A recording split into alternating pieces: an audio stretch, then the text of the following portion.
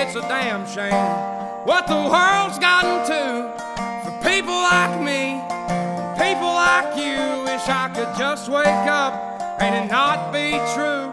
But it is. Welcome back to another episode of the Smith Boys Podcast. Good to the clip, brother. Brother. Smith Boys. I told the guy at Whiskey River today, brother. Told the guy behind the counter when we were buying some energy drinks and some snacks. Naked party freaking drinks. I told that guy Smith Boys going golfing today. What did he say? You're gonna hit him hard. You're gonna hit him hard. You're gonna hit him long. You're gonna hit him long. He was into it, man. He knew what was up. Yeah, brother looked across the counter and looked this old boy dead square in the eye and said, "Smith Boy's going golfing today." Yeah, he didn't give a shit. He's like, "Who Smith Boys? What, is it some kind of gang of thieves?" Yeah. But Smith Boys did go golfing, so we're gonna do another golf course review. Yeah. Brother. Now, we didn't take any video of this one because it was in good shape. Wasn't no need to. There was no need to. We played Hadley Acres Golf Course up in Hadley. Up in Hadley. Off Hadley Road. Off Hadley Road, brother. And it's run by just a couple old boys. It's a muni. Yeah, local muni course. Run by some nice old folks. Nice old folks. It's what did we pay? About 40. It was $40 to play 18. Yes, I bought a glove which was 22. Nice glove too, but I got Titleist. Yeah, I had another Nike in my glove in my bag. I didn't even know it. Yeah. But anyways, oh, that sucked, bro. Yeah, Hadley Acres. And it's a good course because when you're not playing the weekends, and I've played it before with Dad multiple times during the week. I mean, you can play there. You can play 18. you just show up and play. Yeah, you can play 18 there during the week for I don't know, like $25, $30. And what's nice about Hadley Acres is they don't take tee time. So like that's why I like playing there on the weekend sometimes. Like if I'm in a pinch with brother or dad or whoever, and it's just like, what do you want to play? And it's like, I don't want to go through the hassle of like trying to find a tee time, whatever. You just show up. Yeah. You just show up at Hadley Acres, and they're just like, we'll meet at Hadley Acres 10 o'clock. Yeah. And that's what we do. We show up, and we go in, we pay, we tee off. Oh! And this is nice. It's a nice course. It's well kept. It's well kept. Fairways are nice. Greens are nice. It's a long course, in my opinion. Even some of the par threes are kind of on the longer side of things. I mean, that's super long. Yeah, they're in the 180 range, where I guess I'm used to playing Mulberry, and it's like 140. You know, and it's like there's a couple long par fives. The first par five I think is number 3. It's number 3. It's a par 5. I think it's like almost a 600-yard par 5. Rick said it was the longest par 5 in the state of Michigan. Yeah, I think it was. I think it's like the second longest now. I think somebody topped them, but it's like 580. We're not going to let some local muni have the longest par 5. It's like, I don't know, it's around 600 yards. And then there's that one par 5 it's 16. And that's a pretty long one. I'd say that's probably like 550 or something. Yeah. That's the one I was on in 2 in. Yep. And it's a nice course. It's well kept. There's a little bit of water around the course. A couple bunkers around the course. Yep. The rough isn't so bad to where you can't find your ball or hit out of it. It's just pretty much normal backyard grass. Yep. Really. Greens are well kept. Some of the greens are pretty big. Some of the greens are really small. Dude, that one par 3... I want to say it's number 8. It's number 7. Number 7. It might be 8. I think it is 8 actually. That thing is the size of a dime. It's a dinner table. Yeah, and you are trying, and it's a mound, and you're trying to land it at a very small piece of earth. It's like a 175 to 180 par 3 that you're hitting kind of like, you're kind of level, and then it's kind of downhill and then up. So it is a little elevated. It is a little elevated. It's probably very moundy. It's about 180, and it's a lot of the greens there. The green kind of comes up like this, and it's a dinner plate. Yeah, a lot of the greens there are very moundy. Like a lot of the greens are I'm not hilly. a fan of them. I mean, some of them are not, and some of them are. But what is good about the greens there, though, is if you're not the best putter and yes, you like flat greens, there's not a lot of reeds in their putts. Yeah, not a lot of movement. Their greens are pretty much flat. You know, some of them, it might be a left or right or whatever. But generally, if we took our time, we putted very well, especially some of our longer putts. It's easy. It's easy to putt well on that course because there's not a lot of. It doesn't take a lot. If you got a 30-footer, you can get it within 3 feet, less than that even. You know. Yeah, if your pacing's good, you can. If your pacing's good, you can get it within a foot. Yeah. So I mean, I didn't play my best round. I played like shit. So I shot an 84. which I don't know. On that course for me, I should. That's probably a tough course though, and plus we haven't even talked about the elements that we played in. It was raining pretty good. We good. got on number 3. Everybody was going into the clubhouse. Well, it was number 3, the big par 5 that we were on, and we were like started to tinkle a little bit. It started on the tee box. It started like, I feel a drop or 2. And then we did the par 3 along the woods, and we were kind of good. Yeah. And then we noticed, like, we could see this dark ass sky. Number 5 is where it really started to, like, we had to wait. Yeah, we had to wait. We had sit under some trees, and then lightning on the course. A lot of people went in, and we stayed out, and we stayed underneath the tree, and. So like when it was lightning and thundering good. It was lightning and thundering, and we just kind of hid underneath the tree on the cart because we knew it was gonna. I'm looking at the radar, and we knew it was gonna blow over. Yeah, like it wasn't like a big cell that was going to be hours getting through. It was like this is going to last like 20 minutes and be done. And you did want to call it though. Well, when it lightning, I was like, dude, I'm not a big fan of lightning. My old man said there'd be blue-bellied chicken shit bastards like you. Like, lightning is, like, the most terrifying thing, dude. Because, lightning burns hotter than the sun? You don't know shit. Like 10 times hotter than the sun? Yeah, that's what terrifies me about it. Is like people get struck by it and survive. Yeah, but they burn to shit. How is that possible? Because it's so fast. It's so fast. How does lightning burn, like, 10 times hotter than the sun? I don't know. That amazes me. But, like, have you seen people's skin after they've been hit by lightning? No. Dude, it's done, dude. You're done. Seriously? Like your existence is forever changed. You're baked. Yeah, your existence is forever changed. Like their whole body, or just in the spot where they got hit? Oh, dude, their whole body is like fucking torched. That hurt, Harley. That hurt bad. I'm gonna have to see. How do they survive? Well, it doesn't kill you. I mean sometimes it can. Sometimes it can kill you. It just depends on the directness of the hit and like. How does that work? If we're out there swinging the wrenches with some golf clubs, say it's lightning. Still a conductor of electricity. Say I'm lightning. It's lightning out there, and I hit I'm 160 out, and I hit an 8-iron out there, and I light my shot, and I kind of hold my club up a little bit as I watch it. You stick your lightning rod straight up. The lightning hits the club. Do I get electrocuted with that? Even though the clubs are rubber, the grip is rubber. Dude, because the voltage is so freaking hot, dude. I don't think the voltage matters if there's rubber there. Brother, I'm telling you right now, dude, that thing's gonna come down here and just like light you up, man. I don't know. I think rubber just. Did you see this? Did you see this one video? Like this camp, this lightning bolt hits this tree, and this tree, dude, is humongous. I saw it zaps this motherfucker. I've seen him catch like trees on fire inside the middle of the tree, the trunk of the tree. But I was driving home in a huge rain thunderstorm from work the other day. I was on 75.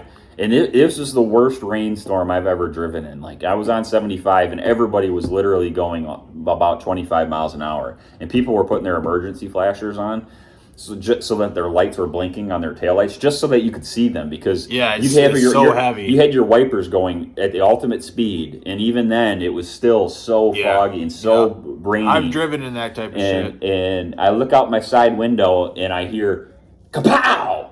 And I look, and lightning hits this tree to the right side of 75, and sparks and shit go flying. It was amazing. So cool. But anyway, I say all that to well, say you got it real quick. Take gander. Tell them about Hadley Acres, brother. Tell them about Hadley Acres. Well, we're waiting. Tell them about the front 9 is contrastly different than the back 9. I mean, look at that, dude. It's pretty cool. The back 9 it's a little tighter. Woo, woo, woo! Obviously, it's wetter. Woo, woo, woo! All right. And it was super wet today after the rain that came through last night. There's a lot of swampy little shit. There's a lot of marshy.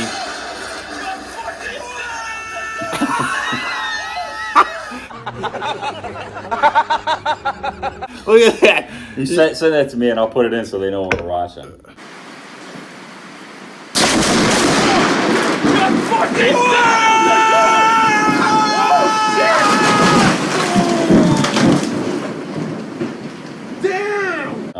But yeah, you're right. The back 9 is a little harder than the front 9 too.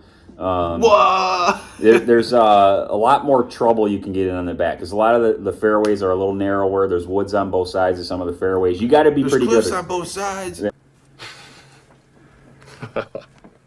Yeah, you got to be pretty good off the tee on the back nine, otherwise you could lose some balls. But for the I most think you got to part, be very good for off the tee. for the most part, the course is very open, so you don't lose a ton of ball. I don't know if I lost a ball all day. No, you didn't. We found some. Remember the one you hit on the very first hole? You hit to the number 9 green, and then we played the entire round that Taylor made. And we That was actually, that old Titleist. That old I hit Titleist, my. yeah. I just wanted. You were obsessed with my 2-iron, and then I was like, yeah, hit the 2-iron. Let's hit the 2-iron. I wasn't even going to use it, and then Brother I brings just, it today. I brought it out just so that brother could try it, and I pushed it way to the right because I ain't hit it in months. Yeah, he was trying to hit the water. He was trying to hit the water, and he found land, and it was over by this big oak tree on number 9. Yeah, and then when we came all the way back to number 9, the ball was still They're like, son of a bitch, there's a ball there. And brother pulls up. He's like, holy shit, that was the ball I hit on the first one. Where you said we were just dicking around. Mm-hmm.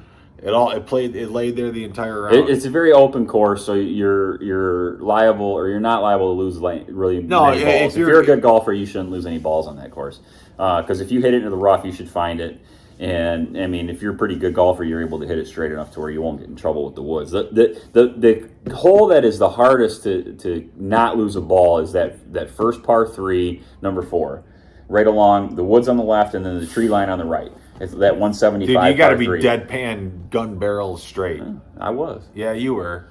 You hit it good. You just pushed it a little to the right. Right. I was pushing the ball today. I was. Yeah, pushing the ball you didn't really have a ton of spin on your shots. You didn't have a lot of movement, but you hit it and it just goes right. So you're doing something with your swing. You're swinging into out or something heavily so that the ball is pushing right. But I don't think you have a club face problem because you're not really Spinning. Club face is where you get a lot of the spin problems. So it's good. My club face is good. Yeah, that's good. Because you don't slice. You more draw heavy. Yeah, I can draw. Dad's the same way. Dad's very draw heavy. I'm a little more fade heavy. But, if that's the way it is, that's the way it is. You just got. We got in to out swings. You just got to learn to work. You just got to learn to work with what you got. Yeah. And I've tried to get rid of my fade on my drive, and I don't give a shit anymore. That's just the way I swing. I don't give a shit because that's the way I play. Yeah, you do have a fade, and you've kind of come to I've mastered it, really. Yeah, you've come to look, I just have a fade to my swing, and I'm just. I hit some drives today that were. And they faded. I hit some drives today that were just. On number 16, I've never seen anybody play that hole like that. You were on in 2. It's a par 5. Your brother's on in 2. Yeah, it's like a 560, 570. Oh, dude, par 5. Dude, the drive was mammoth. And then the 4-iron was on the green. We drove up there. We drove up because you can't really see the green. Dude, it's a long way. It's a long ways, and there's 4 giant pine trees kind of shielding the green. Yeah. And I was just going where I thought the green was based off playing this course, and I just nuke a 4-iron about 225 to get there, and we drive up there, and I'm thinking, well, there's fairway off to the right of the green. Yeah, you did. You said there's fairway off to the right. So I'm like, I'm gonna be okay. And then we drive up there, and I'm looking on the fairway for the ball, and I'm like, what? No, we drive up there and we say, oh shit, there's a ball on the course. Yeah, there's a ball on the green. And I drive up there, and sure as shit, there it is. There's that Titleist sitting right on the green, and just what a shot! It was a great shot. And I was about 30 feet out off the pin. You birdied that. Yeah, and I almost made the eagle putt. I missed by 2.5 feet. Yeah. So, it's a good course. It's a hidden gem, is what Dad and I call it. That course is a hidden gem. It's a hidden gem because not a lot of people know about it. They get busy sometimes, but it's nice because you can just show up, play. You're never really held up too bad there. Dude, well, today we lucked out because of the storm, and then on 17, the par 3, because those guys all bailed, and then it was like, okay, well, all we got to do is just play 18. Yeah, there's 2 holes left. Yeah, and once they got done with the 17 green, it was like, okay, we got 1 hole left. Like, how bad can it be? It was bad. Yeah, if they were stuck behind those guys all day, I can see why they bailed. Yeah, they were pissed. Yeah, they yelled at him. When that kid yelled at him when he drove by, remember when we were like, what was that all about? Remember we heard that kid yell something? Like, you suck or something. Yeah. Little punk. Yeah. But that group of 4, they were doing a scramble or something. They were terrible.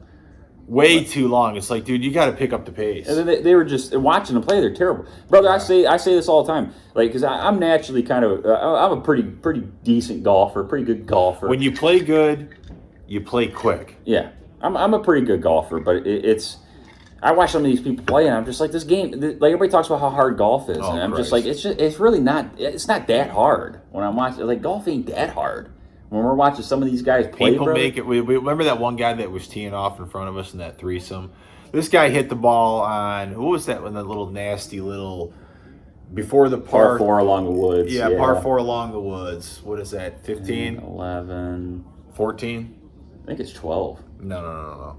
Yeah, because 10's the long par 5, 11 is the short par 4 with the bunker in front of the green. Yeah. And 12 is the one where you got to lay it. Or it's 12. 13. It's 13. It's 13. Yeah.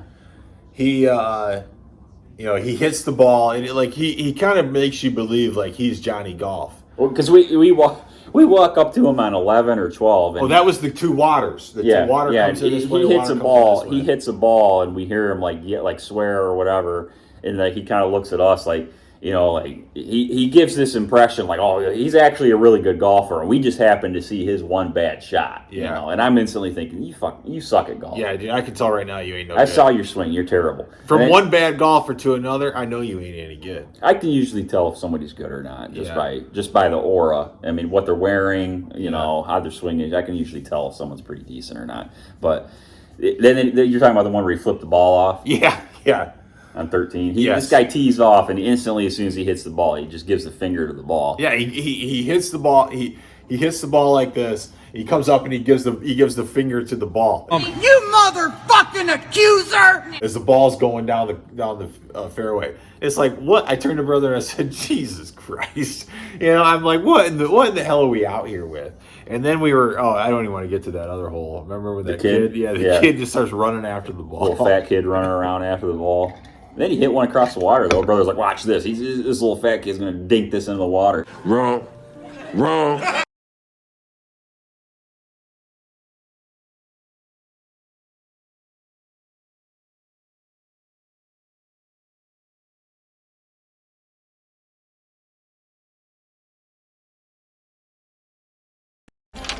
what the hell? You ride her till she bucks you, or you don't ride at all. I played terrible today, brother. And still you did not play all that great. And I still shot an 84, which is better than probably 95% of people that play golf. If anything, I didn't think your chipping was all that good. That's probably the biggest thing that let you down today. Your putting was pretty good. Driving was phenomenal. Driving was phenomenal. My iron shots were pretty good. Your iron shots were spot on. It was your chipping that sucked. And your putting was pretty good. But, hey, you're going to have some days where, one game or another is going to let you down. I was consistent, though. 42 front, 42 back.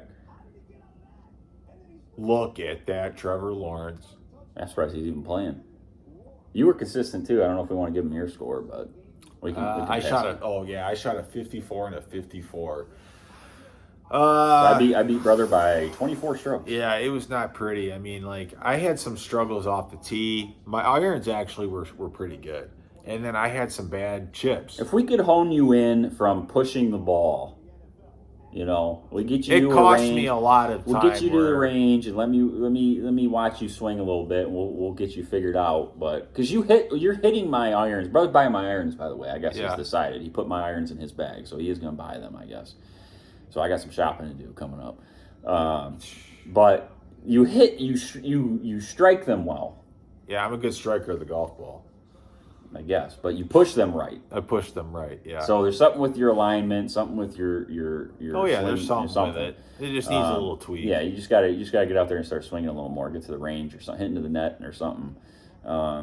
But yeah, I mean, I didn't think you were getting to the point too. Like I could tell you kind of just wanted to hit the irons because then you get up around the green and you just walk up there and just like putt the ball or chip the ball. Yeah. Sometimes when you got to the screen, that cost you like probably 15 strokes in itself. Yeah. The way because I don't take it serious. Yeah, I don't take it serious. I take it very seriously. See, usually I don't take that part of the game. I'm pretty good with that part of the game. Like I'm a good field player.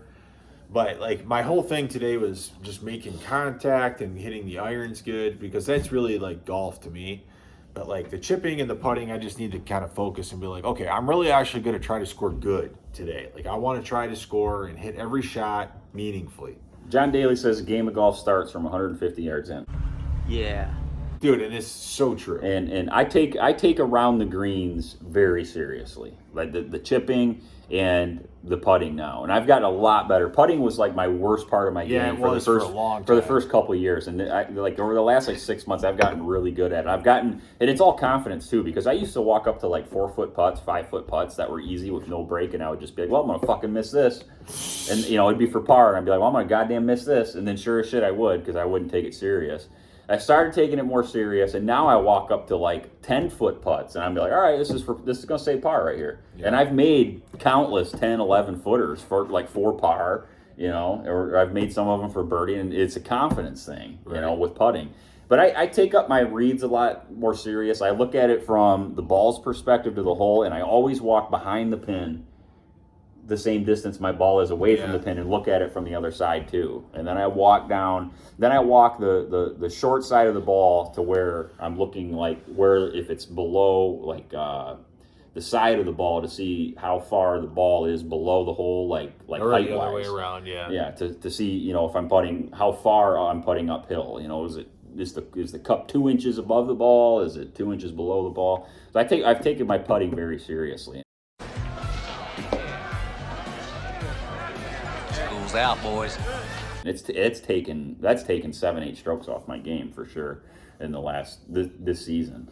So we should just do full blown golf podcast, especially now that you got my clubs, brother. We'll join a league this fall. Garrett, I could do a league. Some Oxford Hills or something. Oxford Hills would be all right. I would be all right for work. I would destroy it. I could shoot a 40 at Oxford Hills in my sleep. I should be able to score. I've scored good at Oxford Hills. I shot a 40. Was it 46, 45 there that one day? That was the best I ever played there. Really, 46, 45? Best you played at Oxford Hills? Yeah, I was on the back nine too. The back nine at Oxford Hills is no joke. I could shoot 40s probably all day at Oxford Hills now. I know every blade of grass on that course. I know Oxford Hills is the Smith boys' home course. So, that's Hadley Acres. Nice course. If you ain't played it, give it a shot. It's a little hidden gem, kind of out in the middle of nowhere in Hadley, but the clubhouse is, I don't know. They've lost their liquor license, which kind of sucks. So bring your own liquor. Yeah, so BYOB. The carts, they used to have electric carts, which were really nice. Oh yeah, it jerks you. Now they're not electric anymore. The speed was fine. The speed's fine on them. It kicks in, but like, they jolt you when you hit the gas to start. So you got to kind of. And there's no windshields on them. No. So that kind of sucked when it rained. When it rained, it really was a bummer. All in all, I'd give that course. We'll do the scales of 1 to 10. We did Heather Shitlands. I gave it, 1 to 10. You gave it a 2. I gave it a 1. Hadley Acres, I would give, for the average weekend warrior golfer, I'd say it's a 7. I was going to say 6.5. Because if I'm giving Copper, we haven't done a Copper Hills one, but I just know I'd probably give Copper Hills like an 8.5. It's at least a solid 8 for me. So I'd give Hadley Acres like a 7. Copper Hills is like a beautiful course, dude. That's where I shot 35. You feel like you're up north. It's a difficult course too. Oh God, it's very challenging, and you feel like you're up north. By Sleeping Bear kind of a thing. Difficult for most. I shot 1 under there, so it's tough, dude. All right, next weekend we're going to try to do Captain's Club. Captain's Club. It's like 10 minutes from you. I didn't realize you lived that close to it. Oh, yeah. So we'll do Captain's Club here, which was, I've played it. And Davison Country Club. Goodrich Country Club. Goodrich. I've played both. I've played the Captain's Club probably 7 or 8 times, and it was always good until this year. I think they got bought out by somebody. I played it once, and it was kind of a shithole. So I don't really know what condition it's going to be in. But there wasn't a lot of rain at that part early in the season either. Captain Shithead. So we'll see if they've kind of fixed their grounds a little bit, but it was in bad shape. So next weekend we'll see. Well, let's hope they fix them. I hope so. We'll figure it out. Motherfucker. Until next weekend when we do Captain's Club review. Yeah. Smith Boys out. See ya. Yo, Johnny! I'll see you in the next life!